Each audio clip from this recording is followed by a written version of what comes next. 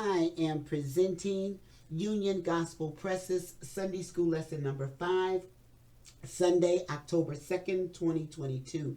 The lesson is entitled Obedience in Worshiping God Alone. Lesson text comes from Exodus chapter 20, verses 1 through 11. Related scriptures are Deuteronomy 5, 6 through 15, and 6, 4 through 15. Leviticus 26, 1 through 13, Deuteronomy 4, 9 through 20, Ezekiel 21 through 31. The place is Mount Sinai. The time is 1445 BC. When God gave the 10 commandments to his people, he was not simply laying out a list of rules to follow. The commandments defined the relationship they were to have with him based on who he is. They were to give exclusive worship to him, honor his name, and honor the day that he had set apart based on his own work in creation. It is these God-centered commands that we are focusing on in our lesson for this week. Today's aim, facts. To study how God makes himself known to his people through a covenant with his people Israel. Principle, to show that our God is a covenant-keeping God like no other. Application, to affirm that God gives us his rules for our blessing and always keeps his side of the bargain. Illustrating the lesson, God keeps his covenant with his people. It is a key mark of his uniqueness. Practical points. 1. God's commands have authority because they are based on who he is and what he has done. Exodus 21 through 2. 2. No person or thing is to take precedence over God in our lives. Verse 3. 3. We distort God's holiness when we replace God with representation of God. Verses 4 through 6. 4. We dishonor God when we bring disrespect on his name. Verse 7. 5. We honor God as Lord of all by setting aside one day a week for worship. Verses 8 through 10. 6. By participating in weekly worship, we acknowledge God as creator. Verse 11. Golden text. I am the Lord thy God. Thou shalt have no other gods before me. Exodus 20, 2 to 3. Today we have two lesson outlines. The first is the only God, coming from Exodus 21 through 6. And the second is God's name and the Sabbath, Exodus 27 through 11. Introduction. Pastor Glenn Martin, in the Home and Old Testament commentary, tells of a Sunday when a revival of sorts broke out in a certain church. After opening events, the Sunday school superintendent dismissed people to class, but nobody moved. Then a man who had recently been devastated by divorce stood and gave God thanks for being so good to him. That opened the door to an unplanned time of testimonies, prayers, singing, and weeping. Following the service, the Sunday school secretary came running saying, Pastor, I don't know what to do about the attendance. Nobody went to class. I don't think anybody got counted. What are we going to do? What about the numbers on the board? To which the pastor responded, forget the numbers. Today was more than numbers. Just cut a piece of cardboard and slip it in the slot on the board and write on it, God came. In Exodus 19 and 20, we have a record of the day when God came to manifest his presence before Israel. The only God. Exodus 21. And God spake all these words, saying, verse 2, I am the Lord thy God, which have brought thee out of the land of Egypt, out of the house of bondage. Verse 3, thou shalt have no other gods before me. Verse 4, thou shalt not make unto thee any graven image or any likeness of anything that is in heaven above, or that is in the earth beneath, or that is in the water under the earth. Verse 5. Thou shalt not bow down thyself to them, nor serve them. For I, the Lord thy God, am a jealous God, visiting the iniquity of the fathers upon the children unto the third and fourth generation of them that hate me. Verse 6. And showing mercy unto thousands of them that love me and keep my commands. Knowing the unique God, Exodus 21 through 3. The findings of archaeologists have revealed two kinds of treaties that were prominent in the ancient world. One was called a parity treaty. In it, two parties of equal status agreed on similar or identical obligations. The other was called a suzerainty treaty. In this type, king spelled out the duties and obligations of his servants or vessels. There are many similarities between that kind of treaty and what God represents to Israel as his expectations of them in the law. Suzerainty treaty always began with the master identifying himself. That is what we find in Exodus 22. The fact that the verse 1 specifically states that God spoke all the words that follow assures us that Moses did not copy ideas or instructions from any previously established treaty. These were God's instructions meant for his chosen people. The next part of a suzerainty treaty usually consisted of the master explaining all the good things he had done for the people, giving a basis for his expectations of them. This is what God did in mentioning that he had brought the people out of Egypt and their previous bondage. Egypt had been a land of slavery for them, a slavery so severe that they had cried out desperately to God for deliverance. He had heard their cries, and through the leadership of Moses and Aaron, liberated them. They were now free. With this reminder as a basis for his next instructions, it was clear that after his wonderful deliverance on their behalf, God had the right to expect submission and obedience in return. His first instruction was that he was to be their only God and that they were never to accept or worship any false gods. This would include every form of idolatry and polytheism. Egypt had multitudes of gods and was totally captivated by idolatrous worship. Israel was to avoid adopting or taking with them any of these ideas or systems of worship, avoiding all likenesses. Exodus 20:4 through 5a. Here is a command related to a properly worshiping God. Their concept of God was to be spiritual rather than material. The Israelites were not to make any carved images to represent God. They were not to worship idols, nor were they to make images of him. The Hebrew word that has been translated graven is pesel. This word is derived from the primitive root pasal, which specifically refers to something that was carved out of wood or stone. Judges 17 contains an example of disobedience to this command. Micah had stolen 1,100 shekels of silver from his mother, but he returned them after hearing her put a curse on the one who had taken them. Her response was a blessing upon Micah, explaining it this way: I had wholly dedicated the silver unto the Lord from my hand for my son to make a graven image and a molten image. Now therefore I will restore it unto thee. Verse 3. In this case, one idol was covered with silver and the other was solid silver. God was adamantly clear that he did not want Israel to make any material representation of him. There was no way such representation could be accurate. He spelled it out to them in detail just to be certain they understood. They were not to make any image based on things in heaven above or on earth beneath. This would include stars, planets, birds, and perhaps even angels, all of which occupy the heavens. Nor were they to make images of animals, insects, or creeping things. Nor were they to make images of fish. God was communicating to them that he simply cannot be adequately represented by anything man can see, so they should avoid trying to do so. The use of such idols would be misleading and cause them to have wrong concepts and therefore wrong practices.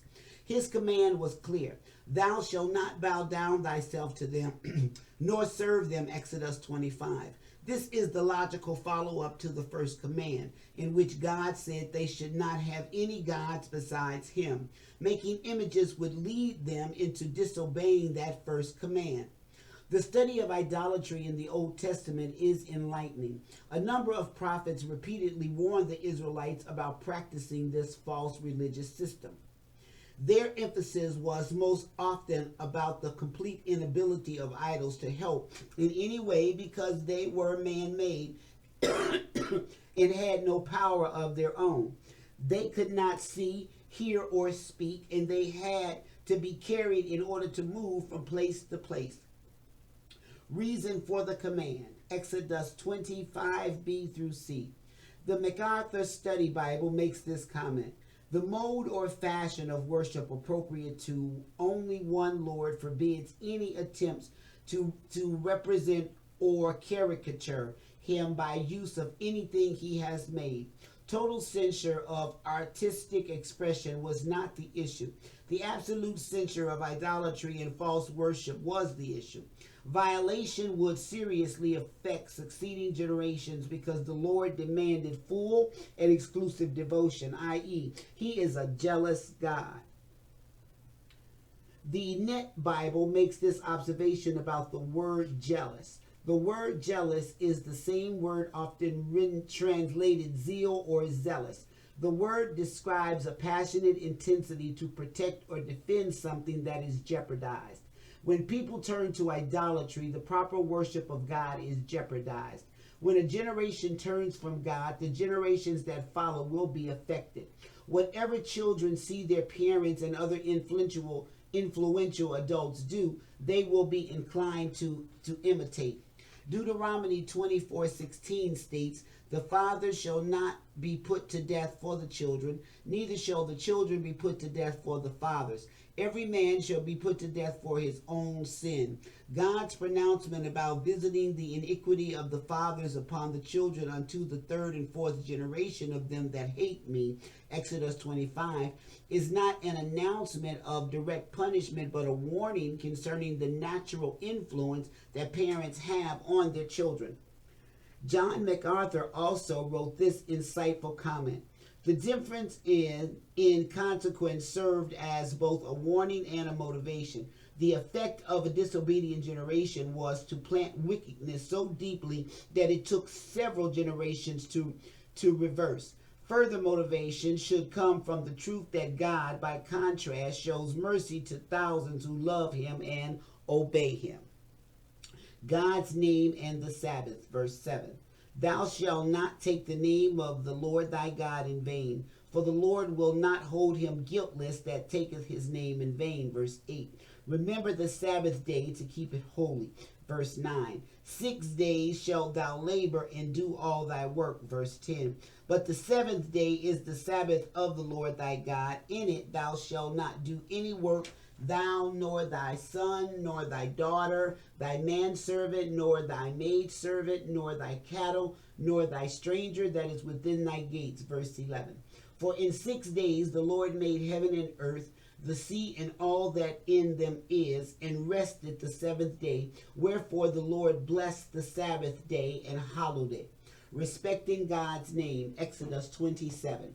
And God said unto Moses, I am that I am. And he said, Thus shalt thou say unto the children of Israel, I am have sent me unto you. And God said moreover unto Moses, Thus shalt thou say unto the children of Israel, the Lord God of your fathers, the God of Abraham, the God of Isaac, and the God of Jacob, have sent me unto you. This is my name forever, and this is my memorial unto all generations. 3:14 through 15. This was God's revelation of himself as Yahweh to Moses. God specifically stated that his name should never be used lightly or frivolously. It is obvious that when God told Moses the name he was to use with the people of Israel, he meant it to cause a sense of wonder, amazement, and hope. It was to reassure Israel that he was indeed present and coming to their assistance. It is sad that in our day there is often little or no respect for God's name. We as believers need to be especially careful about this as we endeavor to counteract the world and be a testimony to it. Charles Edelman noted that this command is not merely a prohibition of profanity. It is that as such is distressingly disregarded in the present day. More specifically, however, the commandment forbids perjury. Leviticus 19:12. It indicates that sacredness of an oath. This is reiterated in Deuteronomy 6:13, which says, "Thou shalt fear the Lord thy God and serve him, and shall swear by his name." This type of oath became a solemn, sacred obligation that was never to be taken lightly. This particular command is completed with a solemn warning. The Lord will not hold him guiltless that taketh his name in vain, Exodus 27. The Hebrew word translated guiltless means in many contexts to be clean. God will never excuse a person for using his name irrelevantly.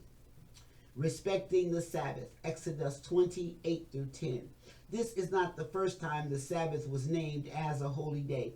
When God gave Israel manna, every day they were to gather just enough for that day's use, 16:15-19. On the sixth day, however, they were to gather enough for 2 days, for there would be no manna on the seventh day. Tomorrow is the rest of the holy Sabbath unto the Lord. Bake that which ye will bake today, and boil that ye will boil, and that which remaineth overlay up for you to be kept until the morning. Verse 23.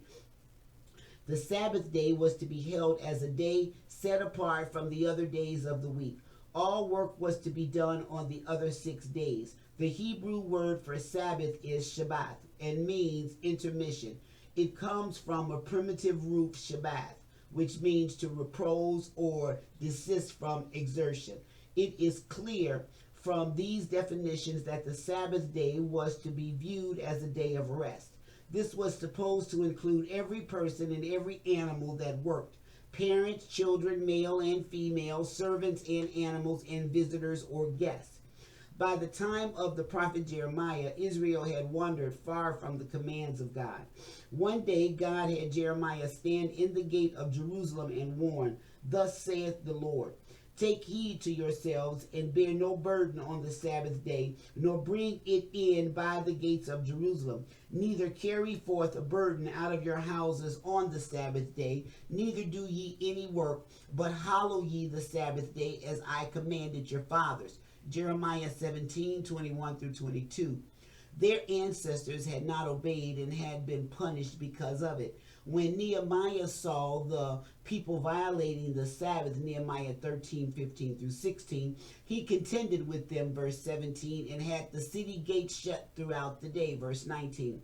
When merchants and sellers camped outside the gates, waiting to do business, he said to them, "Why lodge ye about the wall? If ye do so again, I will lay hands on you." Verse 21.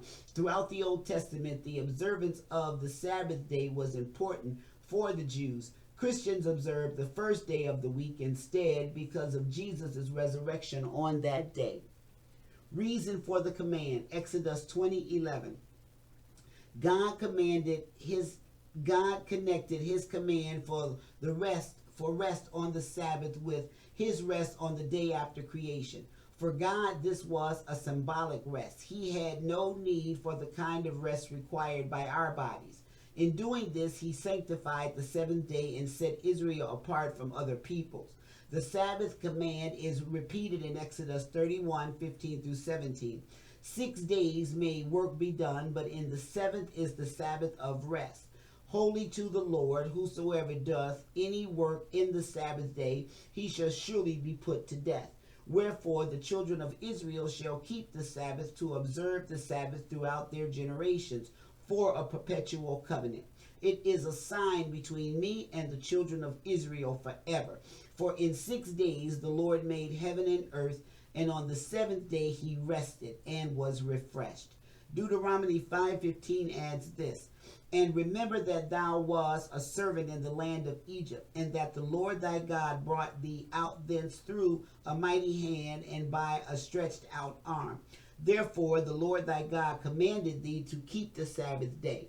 As long as Israel had been in slavery to Egypt, they had not been allowed days of rest. Their observance of the Sabbath day was also a cause of praise to their God for his mighty deliverance that gave them the freedoms they could enjoy after the Exodus. All of the 10 commandments, but this one, are reiterated in the New Testament. There are those who teach that we should continue to worship on the seventh day. Jesus rose from death on the first day of the week, and immediately his followers began to gather on that day instead of the seventh. To continue to worship on the seventh day is to believe that we are still under the Mosaic law. Questions. 1. What are two kinds of treaties found in ancient records, and which did God use as a pattern for his covenant with Israel? 2. What was the basis for God's expectations of Israel? 3. What command did God give regarding worship? 4. Why did God say they should make no images for their worship? 5. What did God command about his name? 6. What warning accompanied the command concerning God's name? 7. When did God first refer to the Sabbath as a day of rest? 8. Who was expected to benefit from the rest on the Sabbath day? 9. With what did God connect his command to rest on the Sabbath? 10. What did Moses add later as another reason to keep the Sabbath? This concludes the Sunday school lesson for Sunday, October 2nd, 2022. Thank you for listening. God bless.